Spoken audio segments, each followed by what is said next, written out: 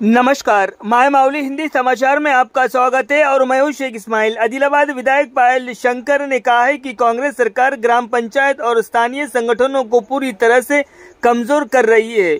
विधायक ने बुधवार को हैदराबाद में बीजेपी प्रदेश कार्यालय में मीडिया से बात की। उन्होंने कहा है कि 6 माह से सत्ता में आए ग्राम पंचायतों में कोई विकास कार्यक्रम नहीं चल रहा है और ग्राम पंचायतों की ऐसी स्थिति में है कि वे न्यूनतम आवश्यकताओं को पूरा करने में भी असमर्थ है। उन्होंने कहा है कि ग्राम पंचायत के ट्रैक्टरों की हालत ऐसी है कि वे डीजल भी नहीं भर सकते और आरोप लगाया है कि राज्य में आर्थिक आपातकाल है। उन्होंने कहा है कि पिछली सरकार की तरह ये सरकार भी पंचायतों की लापरवाही में दिखाई दे रही है और उन्होंने मांग की कि केंद्र सरकार द्वारा आवंटित धनराशियों को गांवों के विकास पर खर्च किया जाना चाहिए।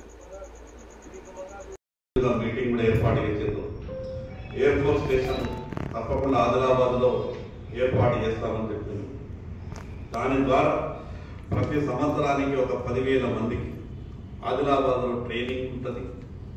అదే విధంగా అక్కడ ఇన్ఫ్రాస్ట్రక్చర్ డెవలప్ అవుతుంది, ఎంప్లాయ్మెంట్ లోకల్గా కొంత జనరేట్ అవుతుంది।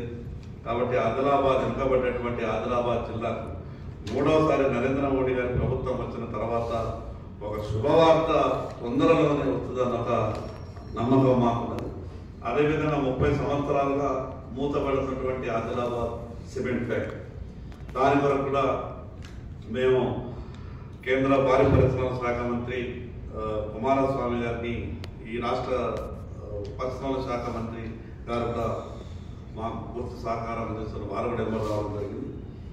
ఆ 30 సంవత్సరాలు మూతపడుతున్నటువంటి సిమెంట్ ఫ్యాక్టరీని కూడా ఈ రాష్ట్ర ప్రభుత్వానికి ఇచ్చా లేదా పీపీపీ మోడ్లన ఏదో రకంగా ఆ సిమెంట్ ఫ్యాక్టరీని కూడా పునఃప్రారంభించే విధంగా ప్రయత్నం చేస్తామని కేంద్రంలో ఉన్నటువంటి ఆ ఇద్దరు మంత్రులు కూడా హామీ ఇవ్వడం జరిగింది।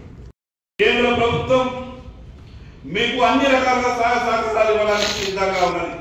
గ్రామ పంచాయతీ వ్యవస్థ లేకపోతే మండల వ్యవస్థ, జిల్లా పరిషత్ వ్యవస్థ ఎన్నికలు జరపకుండా ఖాళీగా ఉంటే నిధులు కూడా ఆగిపోయే ప్రమాదం ఉన్నది।